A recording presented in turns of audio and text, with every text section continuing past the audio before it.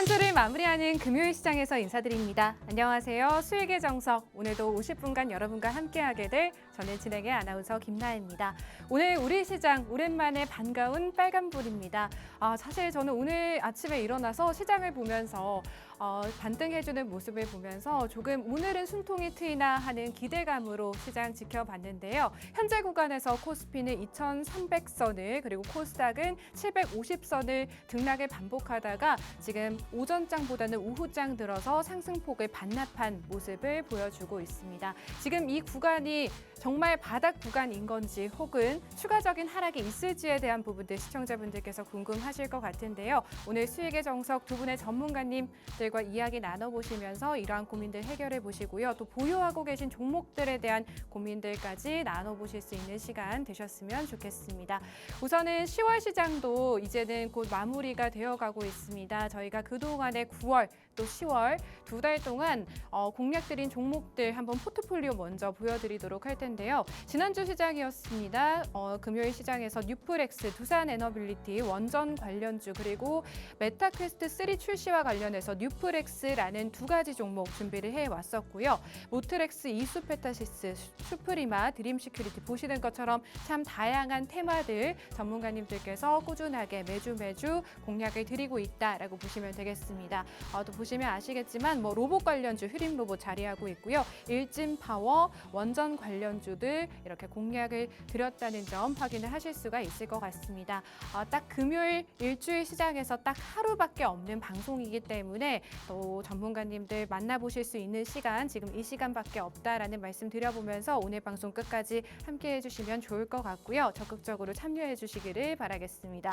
슈프리마 같은 경우에 10월 6일 방송 종목이었습니다. 10월 초에 전문가님께서 공략을 드려서 방송 이후에 4.4%라는 상승 흐름 가져가줬던 종목이다라고 보시면 될 것 같습니다. 파란색으로 표시된 동그라미로 표시된 부분 방송 시점이다라고 보시면 되겠고요. 3일 전이었습니다.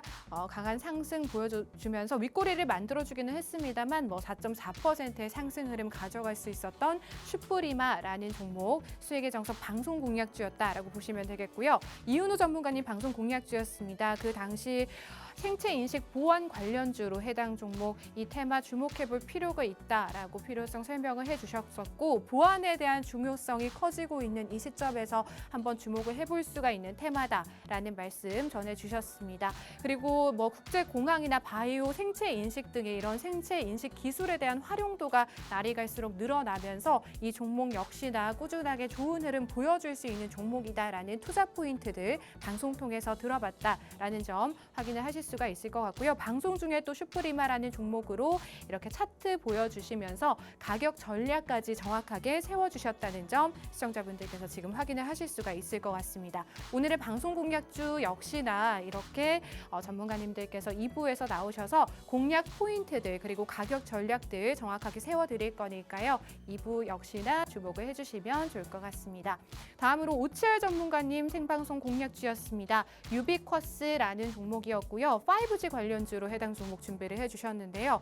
역시나 또 차트 분석 진행을 해주셨었고 이렇게 파란 구간에서 파란 동그라미 구간에서 방송 시점 나간 이후에도 꾸준한 상승세를 보여준 종목이다라는 점 좀 지켜보실 수가 있을 것 같습니다. 다음 종목은 또 방송 공략주 메세이상 9월 방송 공략주였습니다. 이 종목 부산 엑스포 유치와 관련해서 해당 종목 주목할 필요가 있다라는 공략 포인트 짚어주셨고요. 방송 이후에 6.7%라는 상승 흐름 좀 지켜볼 수가 있었다라는 점 좀 확인을 하실 수가 있을 것 같고요. 또 노란톡방 공략주가 나가고 있습니다. 방송 공략주 이외에도 노란톡방 입장해 주시는 분들에 한해서만 나가는 노란톡방 공략주 있다는 점 확인을 해주실 수가 있을 것 같은데요.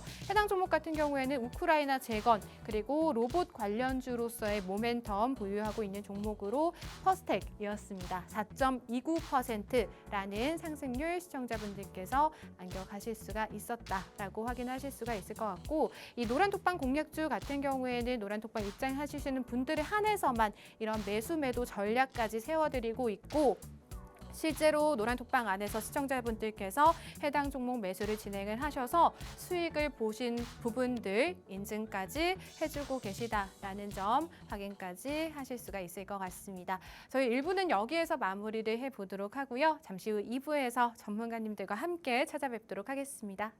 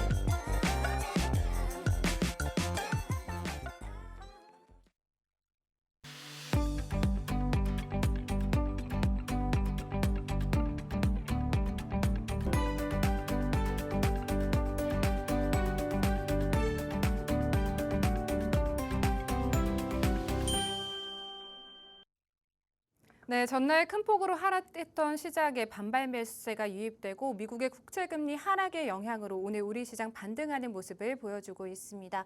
오전장보다는 오후장 들어서 이런 상승폭을 조금은 반납해주고 있는 모습인데요. 오늘 시장 그리고 이번 주 시장 어떻게 지켜보셨는지 이은호 전문가님 모셔보고 이야기 나눠보도록 하겠습니다. 전문가님 어서 오세요. 네.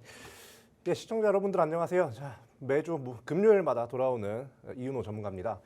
자, 오늘 시장이 다소 좀 반등을 하는 모양을 좀 보이죠. 그리고 근데 얼마 전까지만 해도 코스닥 같은 경우는 뭐 3%대까지 한 번에 하루 만에 빠지면서 야, 이걸 어떻게 해야 되나 이렇게 좀 보이는 그런 시장이었는데 이런 시장에서 여러분들께서 좀 안정적으로 좀 투자하실 필요가 있다. 뭔가 공격적으로 하기보다는 좀 안정적으로 여러분들께서 포지션 가져가셔야 된다. 이걸로 이제 방송을 시작하도록 하겠습니다.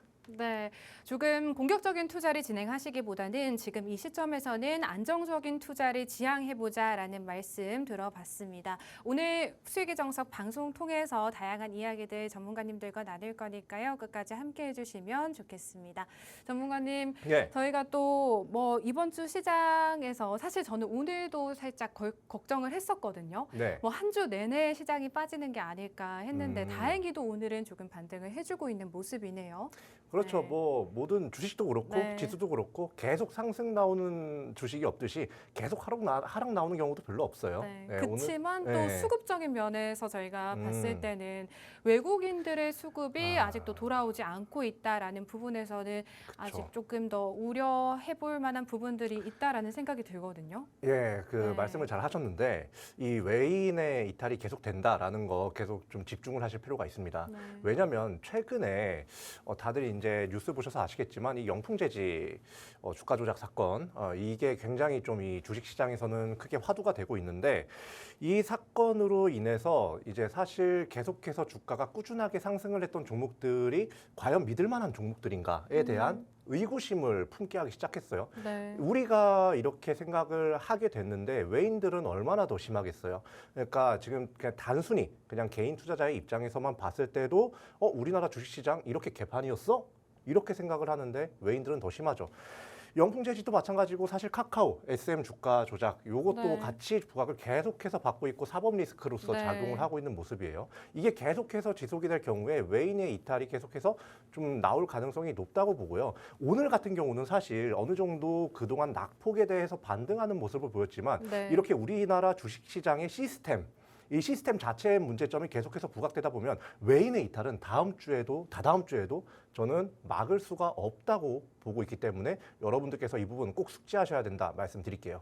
네, 이번 주 시장에서 연예계 마약 관련 논란과 관련해서 엔터주들 급락 나오는 모습을 보여줬다가 오늘 장에서 살짝씩 반등을 해주고 있는 모습이고요. 뭐 말씀해주신 것처럼 영풍재지 관련해서도 뭐 주가 조작 논란으로 인해서 이틀 연속 지금 하한가를 기록하고 있는 모습입니다. 보유하고 계신 분들에 대한 이런 심리적으로 굉장히 뭐라고 해야 힘들다라는 생각이 드실 것 같은데요. 보유하고 계신 분들 참 안타깝다라는 말씀 전해드리면서 전문가님 사실 네. 또 이렇게 주가 조작 논란이 있을지 네. 뭐 보유하고 계신 분들은 모르셨을 것 같거든요. 누가 예측을 할 수 없는 시장이기 때문에. 그렇죠. 시장도 그렇죠, 예측할 수 전문가님. 없고. 그렇기 네. 때문에 더욱더 안정적인 종목에 투자를 할 필요가 있다라는 말씀 같거든요. 네, 맞아요. 네. 그리고 지금 대내외적인 이런 요건들이 다 좋지가 않아요. 네. 진짜 그냥 심플하게 우리가 아는 것들, 많이들 뉴스에서 떠드는 것들만 생각을 해보자고요. 그냥 간단하게.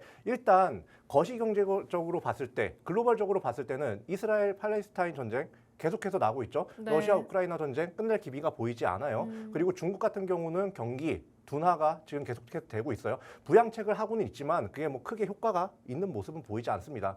자, 그리고 이 미국도 사실 이번에 발표한 GDP가 네. 이 시장 예상치에 상회를 하는 모습을 보였어요. 그런데 이게 오히려 시장에는 악재로 작용할 가능성이 높아요. 파월이 그 전에 뭐라고 말을 했었냐? 지금 경기가 너무 성장을 하고 과열 국면에 들어갈 수도 있기 때문에, 그러니까 네. 인플레이션이 좀 더 자극이 될 수 있기 때문에 이 성장을 둔화시켜야 된다라고 얘기했어요. 네. 이 말을 다르게 얘기하면 심플하게 얘기해가지고 금리 인상을 할 수도 있다. 이렇게 추가적으로 인상을 할 수도 있다라고 이야기하는 거거든요. 그러니까 여러분들께서 시장을 굳이 이런 안 좋은 시장을 굳이 거스르려고 하지 마시고 네. 좀 지금 사실 겁이 나는 시장이에요. 그 겁을 사실 좀 적극적으로 활용하셔가지고 좀 이렇게 돈을 싸매고 있다가 우리와 함께 계속해서 거시경제 바라보다가 이때 괜찮겠다 할 때 함께 좀 투자를 들어가시거나 아니면 지금 너무나도 바닥에 있어서 더 이상 빠질 곳이 없는 좋은 회사라든지 이런 거 이제 꾸준하게 매수한다든지 이런 식으로 시장을 대응해 나가셔야 여러분들이 1년 후, 2년 후에도 눈물을 흘리지 않는 투자자가 될 수가 있다라고 말씀을 드릴게요. 네, 대내외적인 악재들이 조금 해소가 되고 또 국제 금리가 안정화될 때 외국인들의 수급이 포착이 될 때 들어올 때 시청자분들께서 적극적으로 조금 매수를 진행해 보시면 어떨까라는 생각을 들고요. 지금 이 시점에서는 조금 보수적인 접근으로 이 시장을 바라보시면 좋겠다라는 전문가님의 의견 들어봤습니다. 전문가님 사실 이번 주에 뭐 마약 관련 이슈뿐만 아니라 뭐 영풍재지 이런 하한가 논란들 그리고 교육 관련주들 뭐 교육청에서 네. 뭐 미래교육이 77조 원 투자한다는 소식에 교육 관련주들 오늘도 강세를 보여주고 있고 네. 뭐 다양한 이슈들이 또 있는데 이 중에서 또 눈에 띄는 게 뭐 지금 소바이러스성 질병인 이 럼피스킨병 네. 이 또 이런 관련주들, 육계 관련주들이 또 조금 강세를 보여주고 있더라고요, 전문가님. 그렇죠. 이제 대체 네. 제품으로서 육계가 지금 주목을 받고 있고 네. 그것과 더해가지고 뭐 동물 백신 관련된 회사도 지금 상승이 이번 주 동안 계속해서 네. 나온 상황이죠. 자, 그런데 여러분들 우리나라 시장을 좀 잘 살펴보실 필요가 있어요. 어떤 특징을 잘 살펴볼 필요가 있냐? 자, 우리 네옴시티 그냥 다들 머리에 아는 거 가지고 예를 들어 드릴게요. 네옴시티 이거 공사 이 규모가 이 자금 규모가 굉장히 큽니다. 조 단위로 커요. 그런데 이런 프로젝트에 수주를 했다. 뭔가 이제 주문을 받았다. 이런 호재성 기사 어떻게 보면 실적적으로 엄청나게 크게 성장할 수 있는 그런 그런 이제 이슈에도 주가가 오르는 듯 하더니 어때요? 다시 좀 네. 빠져요. 여러분들 이런 거 보시면 이번에 럼피스킨병이 이번 주 시장을 거의 끌고 가고 있다고 해도 과언이 아닌데 네. 결국에 얘네들 다시 제자리로 돌아갈 가능성이 높다. 이게 그 이유가 요약해드리면 우리나라의 시장 특성 자체가 지금 그렇다. 그리고 이 럼피스킨병 같은 경우는 앞으로도 뭐 한 달, 두 달, 두 달까지는 아니에요. 3주도 사실 가기는 좀 어려울 것 같다. 네, 이런 네. 이슈가 계속 시장에 부각되기는 어려울 것 같으니까 여러분들은 이러한 급등 테마 이렇게 예상치 못한 그런 급등 테마를 노려가지고 굳이 내가 네. 리스크를 짊어지는 것보다는 여러분들께서는 좀 안정적으로 좀 확실하게 뭔가 수익을 낼 수가 있는 그런 종목을 안전하게 가져가시는 것이 이번 연말에 하셔야 될 투자 행동이다라고 이렇게 말씀드릴게요. 네, 지금 포착되고 있는 뭐 급등주들, 테마주들 분명히 존재를 하고 있습니다만 이런 테마주들보다는 저평가되어 있는 가치주들에 시청자분들께서 한번 주목을 해보시면 어떨까라는 의견 전문가님께서 내주셨습니다. 전문가님 사실 주변에서 저뿐만이 아니라 네. 굉장히 힘들다고 하시는 분들 굉장히 아. 많거든요. 뭐 고금리, 고유가, 고환율까지. 이게, 근데 저희가 네. 뭐 이런 시장에서도 좀 대비를 해볼 수 있는 부분들이 있을지도 궁금하고 또 네. 추가적인 여기서 하락이 더 나올 수 있을지에 대한 부분들 그리고 도대체 어디까지가 바닥인 건지도 궁금하거든요. 사실 바닥이 네. 그렇게 뚜렷하게 보이는 시장은 아니에요. 왜냐하면 워낙에 이게 좀 네. 소화가 됐다 싶으면 이 악재가 소화됐다 싶으면 다른 악재가 불쑥 튀어나오는 그런 시장이라서 지금 뭐 바닥을 재는 건 사실상 큰 의미는 네. 없다고 보고 있고요. 이제 다만 우리가 지금 정확하게 알 수 있는 거, 지금 아까 아나운서님께서 그 말씀하셨죠. 네. 뭐 지금 많이들 힘들어한다. 뭐 때문에 지금 이자라든지 뭐 아니면 뭐 투자 관련 투자했던 그 종목에 물렸다든지 네. 뭐 이래가지고 많이 힘들다고 말씀하시는데 우리가 지금 정확하게 딱 알 수 있는 게 뭐예요? 한국의 기준금리와 미국의 기준금리예요. 자, 그러면 이 한국과 미국의 기준금리 차이 한번 볼까요? 자, 아시는 분들 다 아시겠지만 한국 같은 경우는 현재 기준으로 3.5%입니다. 그리고 미국 같은 경우는 지금 5.5%인 경우예요. 자, 그럼 이 사이에 이 2%라는 좀 갭이 존재하는데 이 갭이 넓어지면 넓어질수록 어떻게 돼요? 원달러 환율이 치솟아요. 지금도 강달러예요. 지금도 1,360원대였다가 이제 50원대로 좀 떨어지긴 했는데 그것도 그 빠진 것도 보면 아직까지 강달러가 유지가 되고 있다는 겁니다. 자, 그렇다면 생각을 해봅시다. 지금 내년, 내후년부터 뭐 월가도 그렇고 어디 뭐 투자사도 그렇고 뭐 약간 금리를 인하할 가능성도 있다라고 말을 조금씩 하고는 있는데 만약에 진짜 10만 분의 1 확률로 미국에서 이제 기준금리를 한 0.25% 내렸어요. 네. 자, 그러면 우리나라에서 요걸 따라가지고 0.25%를 내릴 수 있을까요?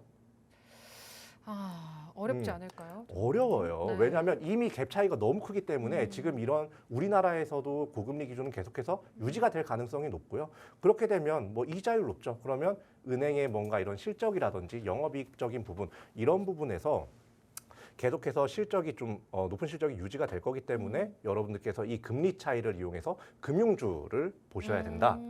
그리고 이 금융주 같은 경우는 네. 지금 크게 강세 나온 시장도 아니기 때문에 네. 충분히 볼만하다 이렇게 말씀을 드릴게요.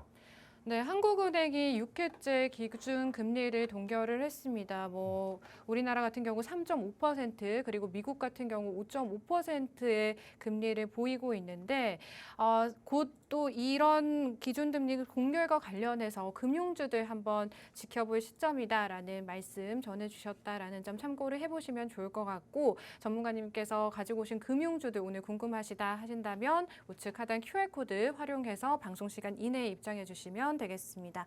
전문가님 사실 지금 이 시점에서 저희가 금융주들을 좀 공략을 해야 되는 이유가 있을까요? 정말 간단해요. 예, 정말 이건 너무나도 간단한데 네. 자, 이거 한번 맞춰보세요. 찬바람 불면? 찬바람 불면? 네. 배당주다. 배당주다. 네, 배당주다. 네. 자, 이 말이 괜히 생긴 게 아니에요. 네. 왜 생겼냐? 미국 같은 경우는 이런 말이 없어요. 네. 미국은 분기 배당, 그러니까 한 3개월 만에 한 번씩 배당을 주는 게 일반적이기 때문에 이런 찬바람 불면 배당주로 가야 된다.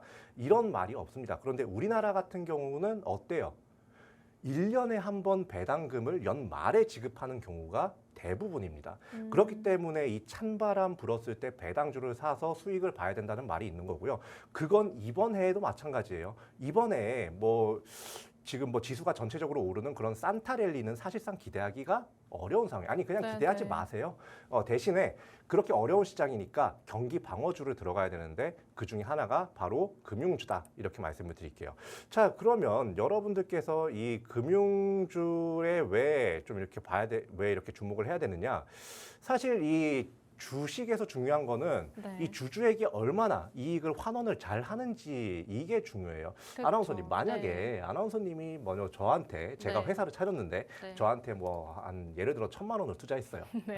근데 회사는 커지는데 네. 막 내가 돈 한 푼도 안 줘. 이익을 한 푼도 안 나눠줘.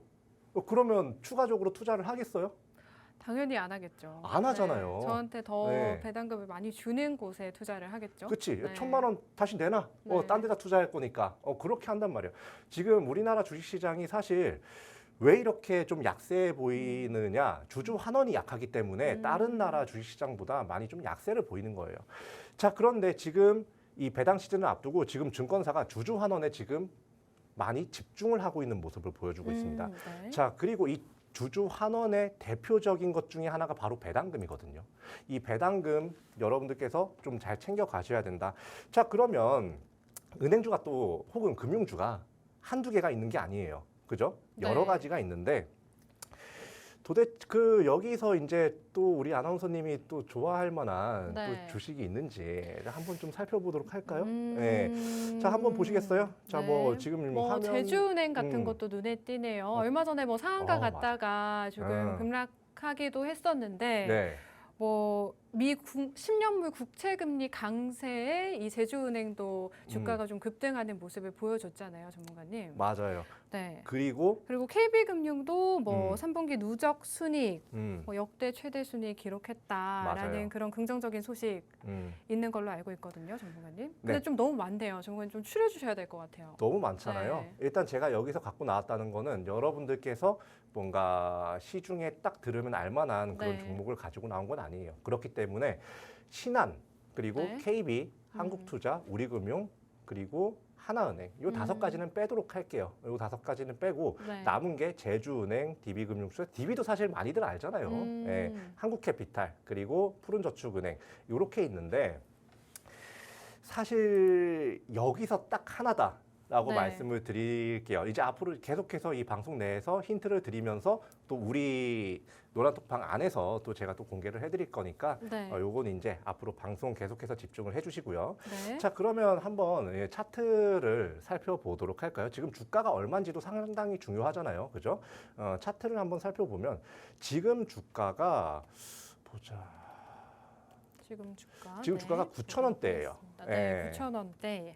지금 주가가 9,200원인데 사실 이 차트를 보면 차트 좀 띄워주시겠어요? 예, 지금 차트를 보면 여기 이렇게 제주은행이 이제 국채금리 급등에 의해서 한번 크게 상승이 나왔을 때 대장주로서 같이 상승 나왔던 종목입니다. 네. 자, 그런데 이렇게 상승이 나왔다가 한 번에 쭉 빠져버렸어요. 한마디로 지금 미국 시장도 그렇고 우리나라 시장도 그렇고 미국 국채금리에 아주 온 신경이 곤두서 있는 상황입니다. 자, 그런 상황에서 이렇게 한번 시장의 주목을 받았다. 지금 국채금리 관련된 이슈가 하나가 더 계속해서 나올 건데 한 번 더 나오기 시작하면 제주은행과 제가 갖고 나온 이 회사가 대장주로서 20% 이상씩 상승이 나올 가능성이 굉장히 높다는 거예요. 네. 자, 그런데 야, 이게 어떻게 상승 나올지 어떻게 하냐? 아나운서님도 좀 의아하지 않아요? 이거 어떻게 뭐 국채금리 급등 나왔다고 네. 해서 상승 나올지 안 나올지 어떻게 하느냐 이렇게 볼 수도 있잖아요. 그렇죠. 또 바로 다음 날에 또 상승폭을 다 반납을 했기 때문에 맞아요. 네, 좀 걱정이 되는 부분도 있는 건 사실이거든요. 이 차트만 놓고 봐서도. 네. 여러분들 이 회사를 투자할 때 마인드를 어떻게 가지셔야 되냐면요. 제가 아까 배당금 말씀드렸죠. 자, 배당금이 있다는 거는 이번 연말에 배당락을 한다는 겁니다. 자, 이 배당주들의 특징이 뭐냐면 이런 고배당주의 특징이 뭐냐면 배당락일 당시에 주가가 20% 이상씩 막 뛰는 경우가 굉장히 많습니다. 그러다가 배당락이 되면 다시 원래대로 들어가고 만약에 국채금리 급등에 진짜 만에 하나 이제 거기서 상승 나올 가능성이 훨씬 높지만 네. 거기서 만에 하나 상승이 나오지 않는다고 하더라도 나중에 이 배당락이 또 걸릴 때 한 번 상승이 나올 수밖에 없다. 왜냐하면 얘가 지금 현재 시가 배당률 기준으로 네. 배당률이 7%가량 돼요. 7%요. 예. 근데 그러니까 보통 4% 정도 되면 배당주들이 고배당주다라고 좀 평가를 받고 있는 걸로 알고 있거든요. 근데 이 맞아요. 종목 같은 경우에는 7%의 배당률을 좀 지급을 하고 있다라는 말씀이시죠. 그렇죠. 네. 근데 이제 아나운서님이 또 4%대가 네네. 일반적이다라고 말씀드렸는데 네. 그 이유가 배당을 뭐 2022년에는 안 줬다가 2023년에는 막 1,000원씩 줬다가 2024년에 뭐 안 줬다가 이렇게 하면 사실상 우리가 배당금을 이 회사가 줄지 안 줄지를 판단을 할 수가 없어요. 그렇죠. 이번에 네. 사실 요거는 이제 공시가 나와야 아는 부분이기 때문에 그런데 지금 이 회사 같은 경우는요. 2020년부터 주당 배당금으로 말씀드릴게요. 550원, 650원, 650원 계속해서 배당금을 상향 조정하면서 일정하게 꾸준하게 제공을 하고 있다. 이렇게 보시면 돼요. 그런데 지금 주가가 9,000원대라고 했죠. 자, 만약에 이 배당금 650원이라는 배당금이 어느 정도 유지가 될 경우에 네. 이게 이번에 유지될 가능성은 큽니다. 유지가 될 경우에 현재 주가 대비해가지고 보면 이제 7%가량의 수익을 낼 수가 있다는 거죠. 자, 이 말은 뭐냐? 국채금리에도 상승 안 나오고 만약에 진짜 최악의 경우 국채금리에도 상승 안 나오고 그리고 이 배당락이라도 상승 안 나와. 그러면 배당금 받고 팔면 되는 거예요. 네. 네, 굉장히 쉽죠. 근데 지금 주가는 어떻다? 9,000원대. 저는 이 부근이 지금 현재 바닥, 9,000원이 딱 바닥이라고 좀 이렇게 보고 있어요. 그 이하로 내려가면 웬만하면 반등 매수가 이제 들어와서 분명히 다시 한번 주가를 끌어올리는 경우가 많고요. 그렇기 때문에 여러분들 지금 이제 이제 지금 뭐 상승하는 뭐 럼피스킨이다, 뭐 현대차다, 뭐 이렇게 해가지고 크게 상승 나오는 종목에 올라탔다가 굉장히 좀 이렇게 빠졌을 때 너무 마음 아파하지 마시고 이렇게 또 1차 계획이 있고 1차 계획이 없으면 2차 계획까지 있고 또 2차 계획이 잘 안 되면 마지막 라스트 계획까지 있고 그거 딱 하고 나서 깔끔하게 팔아버릴 수 있는 약간 이런 회사를 가지고 좀 해지 투자를 한다고 하죠. 예, 어디 뭐 기관만 하는 거 아닙니다. 우리도 이런 거 활용해서 할 수 있어요. 여러분들 이렇게 좀 전문적으로 좀 생각을 좀 간단하지만 좀 중요한 부분만 딱 보면서 투자를 하셔야 되는 그런 시장이다. 지금 이번 12월 달에 산타 안 올 거예요. 사탄 랠리가 될 거라고 좀 봅니다. 그러니까 이렇게 리스크를 대비하고 현금을 네. 지키는 투자가 여러분들에게 있어서 연말에 웃음을 짓게 해줄 수 있는 종목이다. 이렇게 말씀을 드리겠습니다. 네, 우선은 시장에 여러 가지 악재들이 아직까지도 남아있는 시장이기 때문에 올해 산타랠리를 기대하신다기보다는 올 연말 따뜻하게 보내실 수 있는 이런 배당주들 한번 주목을 해보시면 어떨까라는 의견 주셨고요. 사실 테마주보다는 저평가되어 있는 종목들 지금 한번 공략을 해보자라고 말씀을 해주셨는데 이런 배당주들 중에서도 은행주, 금융주 한번 주목을 해보시면 어떨까라는 의견 내주셨습니다. 사실 얼마 전에 이 제주은행이 국채금리 상승으로 주가 급등이 나올 때 해당 종목 역시나 가치 상승을 보여줬었던 종목이다라고 생각을 해주시면 될 것 같고요. 다시 한번 대장주로서 이런 고금리 기조가 유지가 되고 있기 때문에 국채금리가 또 한 번 이렇게 상승하는 모습을 보여준다면 해당 종목 역시나 또 한 번의 강세를 나타내줄 수 있는 종목이다라는 점 투자 포인트로 시청자분들께서 가져가실 수가 있을 것 같고요. 또 7%의 배당률을 지급을 하고 있는 기업이다라고 합니다. 보통은 뭐 4% 정도만 돼도 고배당주다라고 분류가 되는데 해당 종목 같은 경우에는 7%라는 큰 배당금까지 챙겨가실 수 있는 종목이다라는 점 투자 포인트들로 저희가 한번 가져가 볼 수가 있는 종목일 것 같고요. 지금 차트상으로도 굉장히 바닥 구간 잘 형성해주고 있는 종목이다라고 합니다. 해당 종목 궁금하시다면요. 지금 우측 하단에 QR코드 생성되어 있습니다. 방송 시간 중에 이 QR코드 활용하셔서 입장하셔야 정확한 종목명 받아가실 수가 있다라는 점 시청자분들께 다시 한 번 더 알려드리도록 하겠습니다. 전문가님, 오늘 이 금융주에 네. 대해서 강점 한 말씀으로 좀 한마디로 정리를 해주실 수가 있을까요? 네, 이거는 뭐 배당으로라도 그렇고 뭐 주가 상승으로라도 그렇고 어떻게 해서든 먹을 수밖에 없는 자리에 있고 현재 지금 연말이기 때문에 그럴 네. 수밖에 없다. 이렇게 간단하게 말씀을 드릴게요. 네, 연말로 갈수록 배당 기대 때문에 이런 배당주들이 다시 한번 살아나는 기조를 보이는 경우가 많고 곧 다가올 연말 배당 시즌을 앞두고 오늘 이은호 전문가님께서 준비해 오신 이 배당주 중에서도 금융주 한번 주목을 해보시면 어떨까 싶습니다.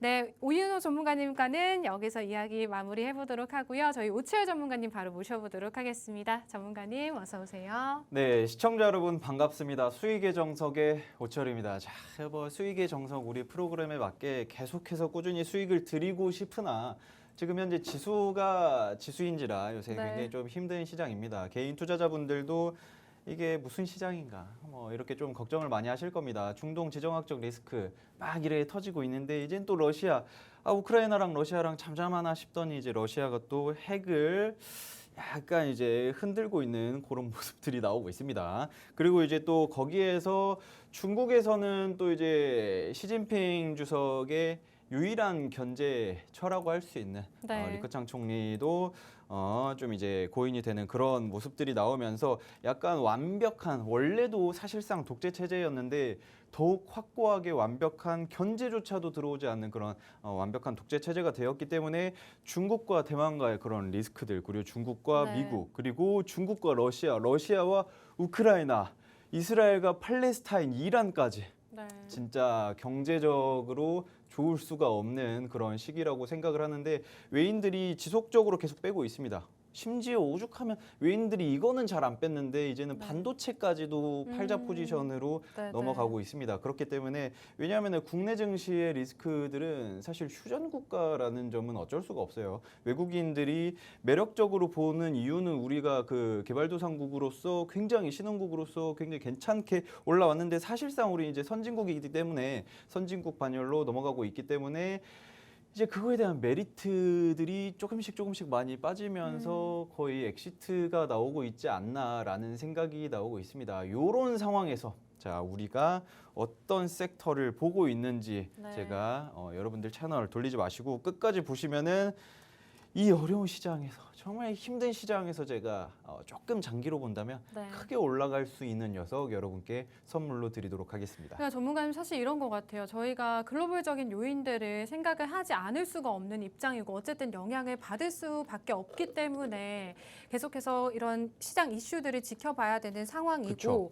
또 사실 간밤에 인텔이나 뭐 이런 알파벳 맞아요. 실적 발표가 있었잖아요. 실적 발표하면서 반도체 관련주들이 조금 반등을 해줄 거다라고 기대를 했는데 오늘 시장에서는 좀 올라와주고 있긴 하지만 그래도 힘을 잘 쓰고 있지 못하다라는 느낌이 들거든요, 전문가님. 구글도 빠지는 네. 시장입니다. 그러니까요. 실적이 좋아도 네. 구글 알파벳도 빠지는 그런 시장에서 네. 사실 우리가 여기에서 어떤 섹터들, 어떤 종목들을 봐야 하는지 굉장히 힘든 시장이에요. 미 네, 증시 네. 국채 금리가 올라가면서 자연스럽게 그 위험 자산에 대한 선호도가 들어오기가 쉽지 않아요. 맞아요. 솔직히 말씀드리면 네. 제가 진짜 뭐 많은 분들한테 제 주위 사람들한테 주식 하고 있다 하고 있으면 주식 좋지 하지만 금도 사. 야 주식만 몰빵하지 말고 조금씩 해지 수단으로 금 요만한 거 좀 작은 거 하나씩 사면은 뭐 한 1, 200이면은 너무 작나? 그 좀 한 300, 400 정도로 해가지고 작은 칩 같은 거 있어요. 그 미니 작은 골드 칩 그런 것들 조금씩 쟁여놔라라고 이야기를 합니다. 여러분들이 이제 물가가 너무 치솟고 있다. 원달러 환율 치솟아서 물가도 너무 힘들다라고 이야기를 하는데 물가가 오르는 게 아니라 물가는 똑같아요. 그 물 1,000원짜리는 10년 전이나 100년 전이나 똑같이 1,000원입니다. 근데 이 1,000원의 값어치가 화폐 가치가 떨어지는 것뿐이에요. 내 화폐 가치가 원화 가치가 떨어지니까 이 물 1,000원짜리가 예전에는 똑같은 가격인데 이게 2,000원 주고 3,000원 주고 사 먹는 겁니다. 이게 그냥 눈속임 용어예요. 물가 상승률은 무슨 물가가 상승해? 똑같이 그대로예요. 근데 화폐 가치가 하락을 하는 거다. 요걸 여러분들이 잘 생각을 해야 돼요. 자, 금값 계속 오르고 있죠. 제가 한 2년 전부터 금도 같이 사는 게 좋지 않을까 계속 이야기를 했습니다. 계속 이야기를 했는데 그때부터 사신 분들은 오치열 나는 왜 안 샀나? 자, 저도 지금부터라도 사야 되나 생각을 하고 있는데 자, 여기에서 중요한 게 우리는 주식을 하는 투자자이기 때문에 자, 금 좋아요. 금 해지 수단으로 뭐 몇십 % 어느 정도 조금 금 투자를 하시는 것도 굉장히 좋다라고 하지만 자, 주식 투자를 하는 분들 금은요. 그대로 유지가 됩니다. 그 가치가 그대로 보존이 돼요. 하지만 이 가치 보존 말고 우리 가치를 보존하기 위해서 내 돈의 가치를 보존하기 위해서 투자를 하진 않잖아요. 사실상. 그런데 이제 제가 설명드릴 섹터와 종목들은 이 가치가 계속해서 올라갈 수 있는 상황이 오고 있다. 바로 제가 보고 있는 게 앵커님. 네. 제가 어떤 섹터를 보고 있을까요? 앵커님은 좀 어떤 그러니까, 시장이 네. 약간 그 향후 2024년도 네. 좀 주도를 할 수 있을까요? 그러니까 전문가님 말씀도 윤호 전문가님과 어떻게 보면 동일한 말씀이신 그쵸, 거잖아요. 맞아요. 지금 네. 뭐 불이 붙은 테마주들, 단기적으로 올라가는 그런 테마주들에 집중하기보다는 저평가되어 있는 이런 성장주들이나 가치주들에 조금 집중을 해보자라는 말씀이신 거잖아요. 정말 네. 맞습니다. 진짜 요새 시장은 그 워런 버핏이 언제 돈 벌었어요? 워런 버핏 다 시장 망하고 있을 때 남들 투자도 안 하는 휴대폰에다가 무슨 우리 삐삐 있다. 이런 거 있는데 무슨 핸드폰에다 투자를 하냐 해서 그때도 한화로야 한 50억 정도 순식간에 벌고 이런 식으로 계속해서 돈을 버는 그런 네. 시장인데 그 사람이 테마주에 투자를 했냐? 아니에요. 미래 성장할 수 있는 그런 네. 섹터들에 투자를 했기 때문에 그런 건데 네. 그래서 제가 보고 있는 섹터는 네. 자, 여러분들이 어떻게 생각하실지 모르겠지만 바로 디스플레이입니다. 자, 디스플레이 물론 무슨 지금 다 죽어나가고 있는데 무슨 디스플레이야라고 하실 수 있겠으나 자 지금 현재 삼성과 LG, 현대차 모두 다 디스플레이 쪽 시장을 확대를 하고 있어요. LG 디스플레이도 1조 원 차입을 진행을 해서 LG전자에다가 돈을 땡겨가지고 1조 원을 투자를 하고 있습니다. 자 그리고 삼성전자도 그렇고 현대차, 자 네. 현대차 지금 자 3분기 실적이 야 영업이익이 미쳤습니다. 3조 8천억 원이에요.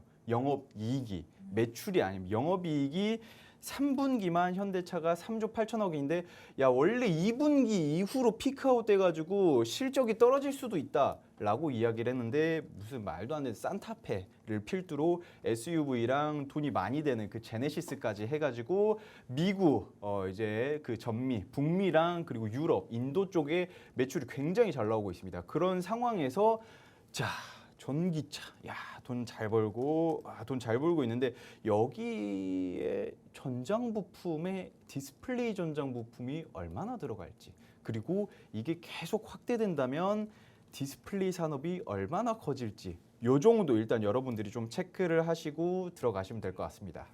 네, 3분기 현대차 실적 발표가 있었습니다. 작년 동기 대비 역대 최대치의 실적을 기록했다라고 보시면 되겠고요. 이런 완성차 업계들의 매출 호조세에 힘입어서 전장 부품 관련주들 역시나 좀 주목을 받고 있는 상황입니다. 전장 부품엔 또 디스플레이가 필수적으로 들어가기 때문에 수요가 또 증가를 하고 있는 이 시점에서 디스플레이 관련주들 한번 주목을 해보시면 어떨까 하는 오치열 전문가님의 의견 들어보셨습니다. 북미 인도 쪽에서의 매출이 상당히 잘 나오고 있는 그런 기업이다라고 합니다. 실적 굉장히 탄탄하게 이뤄내고 있기 때문에 시청자분들께서 해당 시점에서 조금 공략을 해보신다면 좀 눈여겨보신다면 수익을 극대화하실 수 있는 종목이지 않을까라는 기대감을 가져보도록 하겠습니다. 전문가님 디스플레이 관련주 오늘 준비해 주셨다라고 하는데 저희 디스플레이 관련주들 좀 주목해야 봐야 하는 투자 모멘텀들 또 어떤 게 있을까요? 일단은 뭐 여러 가지가 네. 있죠. 제가 뭐 이유 없이 가져올 리는 없으니까 많은 분들 여기 지금 시청하고 계시는 분들도 생각을 하셔야겠지만 디스플레이 산업이라고 한다라고 하면 많은 그 섹터들, 많은 종목들 네. 굉장히 많이 있습니다. 뭐 OLED라든지 미니 LED라든지 마이크로라든지 LCD라든지 굉장히 많이 있는데 여기에서 또 제가 이 종목을 가지고 온 이유 여기 있을 수 있어요. 여기 없을 수도 있고 움직임들이 굉장히 크게 나오려고 준비를 하고 있는 녀석이긴 한데 제가 봤을 때 이 기업이 LG 디스플레이와 긴밀한 그런 관계가 있습니다. 굉장히 긴밀한 관계가 있는데 LG 디스플레이 요새 실적이 별로 안 좋지 않나요?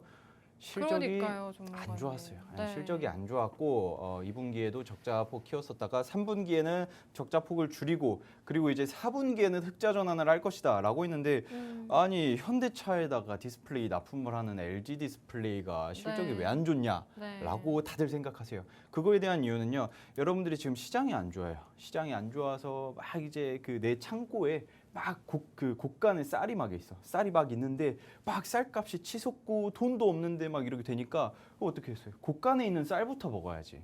햇쌀부터 먹어야지.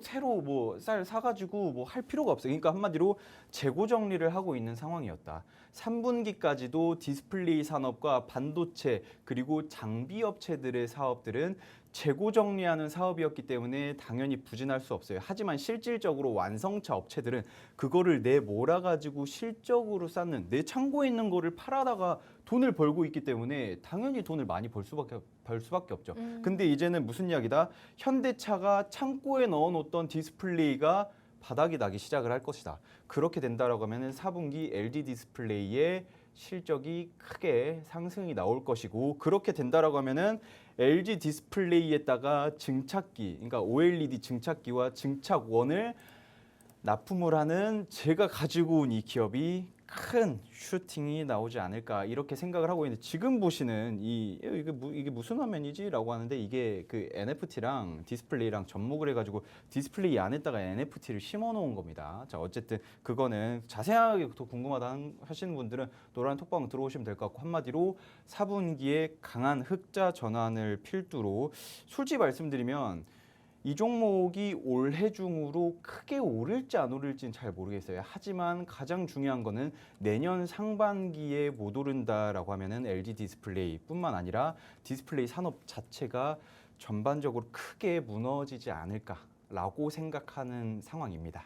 네, 좋습니다. 뭐 전자부품 업계, IT 업계들의 불황이 지속이 되고 있습니다. 시장 상황 때문에 당연히 이런 불황이 이어질 수밖에 없는 상황인데 이런 적자 속에서도 자동차 전장 부문은 반등 기회를 맞고 있다라는 평가가 계속해서 나오고 있는 상황이고요. 오늘 오철 전문가님께서 준비해 오신 종목 같은 경우에는 디스플레이 관련주, 전장 부품에 들어가는 뭐 디스플레이 관련주, OLED 관련주 준비를 해주셨고 이 LG 디스플레이에 OLED 증착기를 공급을 하고 있다라고 합니다. 4분기 연말 효과를 한번 기대해 볼 수 있는 그런 기대감을 보유한 종목이다라고 시청자분들께서 생각을 해주시면 좋을 것 같고요. 이런 디스플레이 업계가 개선이 된다면 해당 종목 역시나 빛을 받아서 조금 상승을 보여줄 수 있는 상승 탄력을 보여줄 수 있는 종목이다라고 해당 종목 정리를 해볼 수가 있을 것 같습니다. 다양한 투자 모멘텀 가지고 있는 해당 종목에 대한 정확한 종목명 궁금하다 하시는 분들은요.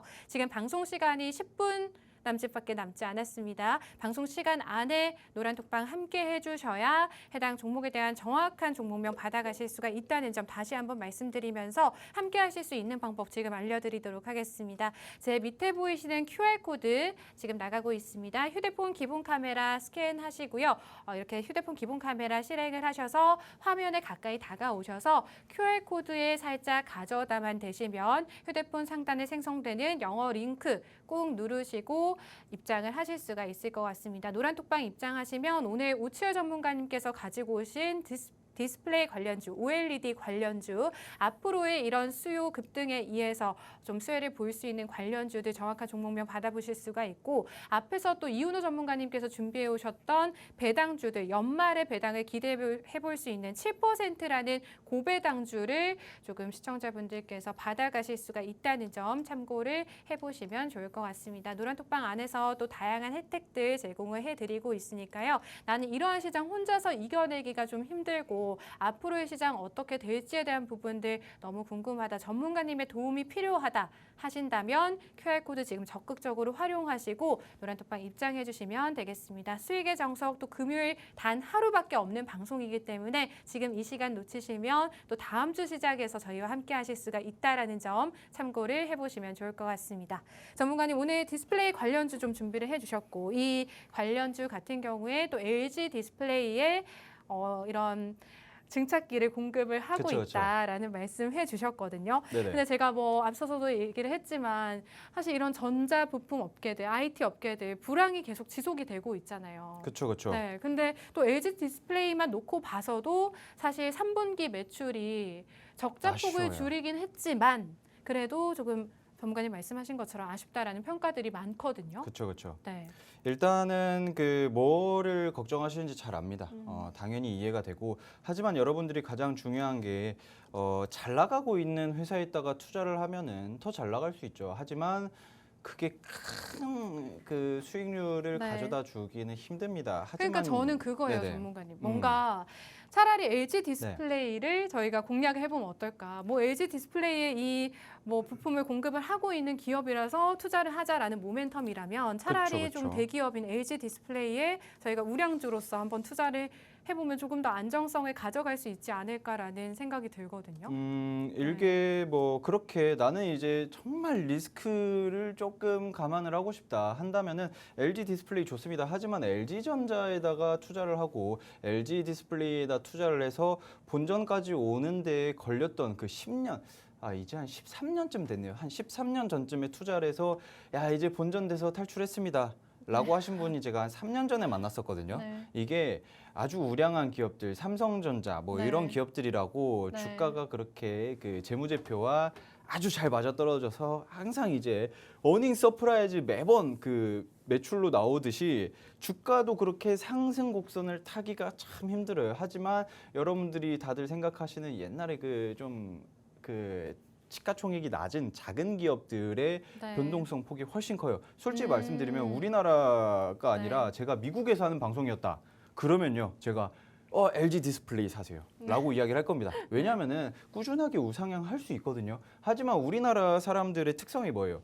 빨리빨리 민족이 빨리빨리 야 시가총액 야 10조가 넘는 애들이 언제 올라가겠어. 뭐 에코프로 같은 애들 말고 10조가 넘고 20조 30조 야 100조가 되는데 언제 올라가겠어. 근데 시가총액이 1,500억이다. 야 그러면은 눈 깜빡하면은 갑자기 2배 뛰어 있고 막 이런 상황이 있을 수 있습니다. 그렇기 때문에 물론 삼성 디스플레이도 좋긴 하지만 네. 그거에 중요한 거는 그거예요. 제가 항상 말씀드리는 게 현대차 그리고 그 뭐 테슬라 어디에다 투자할래? 이 둘 중에 하나에 투자를 해라. 이렇게 하는 것도 참 좋지만 그 안에 들어가는 핵심 부품들 예를 들면 뭐 배터리라든지 디스플레이라든지 최근에 뭐 폴라리스 오피스 뭐 요런 거라든지 요런 거 양쪽 그 경쟁사에다가 두 군데 모두 다 투자 그 납품을 할 수 있는 그런 기업들이 있어요. 그러니까 그 네. 소부장 같은 거죠. 소부장 기업들에 투자를 하는 게 훨씬 네. 더 안정적이에요. 왜냐하면 둘이 싸우면은 하나는 박 터질 수 있거든요. 네. 근데 이 아래에서 부품 그 소부장을 공급하는 애들은 박 터질 필요가 없어요. 하나가 터져도 한쪽에다가 납품을 하면 되니까.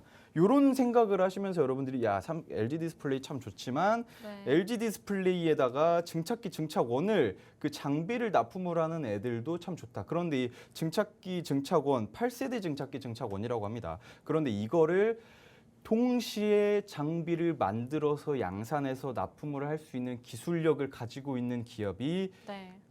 이 세 개의 우리나라 말고 이 세 개의 이 기업이 유일합니다. 네, 유일하기 기술력이 때문에 또 있는 기업이다. 그럼요. 네. 기술력이 훌륭하기 때문에 뭐 물론 그럴 일이 없겠지만 LG 디스플레이가 망했다. 네. 그래도 이 기업은 충분히 다른 고객사를 따놓고 먹고 살 수 있다. 그리고 차량용 수주 잔고가 LG 디스플레이가 현재 20조입니다. 20조. 20억도 아니고요. 네. 200억도 아니고 2천억도 아니고 20조입니다. 20조인데 그 말인즉슨 디스플레이 캐파 증설을 계속해서 디스플레이를 계속해서 만들어내고 찍어내고 납품을 해야 된다라는 뜻이에요. 그런데 이 디스플레이를 만들어내기 위해서는 그 회로 기판에다가 그 위에다가 필름을 깔아야 되는데 이 필름을 까는 그게 바로 증착입니다. 증착. 증착이라고 하는데 이 증착기 장비와 증착원 장비를 만들어서 판매를 하는 회사가 바로 제가 가지고 온 종목인데 수주 잔고 20조를 맞추려면 네. 자 캐파 증설을 계속 해야 되고 장비도 계속 필요하겠죠. 그러면서 자연스럽게 이 회사가 돈을 쭉쭉 끌어들일 수 있지 않을까 생각을 하고 여기서 가장 중요한 거 제가 시간이 없어서 계속 말할게요. 네. 가장 중요한 이게 가장 중요합니다. 자 OLED, CAG 그러니까 연평균 경제 성장률이 54%. 사실 이걸로 말 다 했거든요.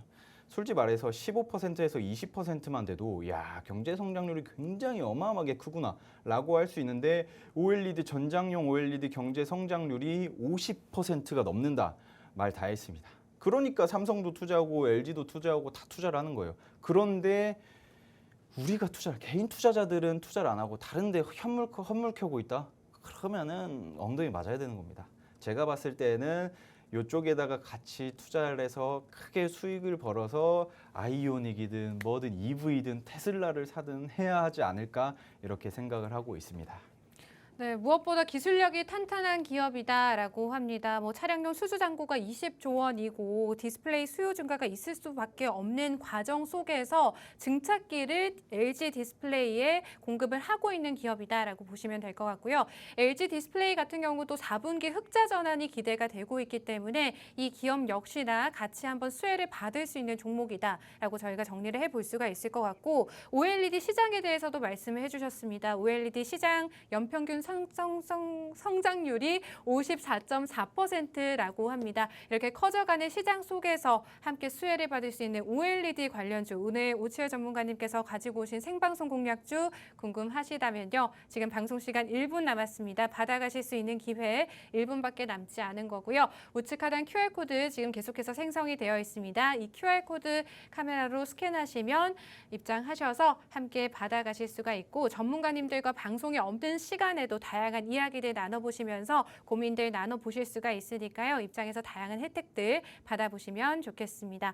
오늘 두 분의 전문가님께서 준비해 오신 방송 공략주 살짝 정리를 해드리자면요. 이윤호 전문가님께서 가져오신 방송 공략주 오늘 경기 방어주로 금융주 한번 주목을 해보자라고 말씀을 해주셨는데 무엇보다 연말 배당 시즌이 가까워지면서 7%라는 고배당을 받을 수 있는 배당주 준비를 해주셨다라고 합니다. 두 분의 전문가님이 가져오신 생방송 공략주 QR코드 통해서 입장해주신 분들을 한해서만 저희가 공개를 해드리도록 하겠습니다. 저희가 오늘 준비한 내용 여기까지입니다. 끝으로 본 방송에서 제공하는 정보는 투자 판단에 대한 조언일 뿐 해당 종목의 상승이나 하락은 보장하지 않는다는 점 유의해서 투자하시기 바랍니다. 다음 주 이 시간에 찾아뵐게요. 시청해주신 여러분 고맙습니다.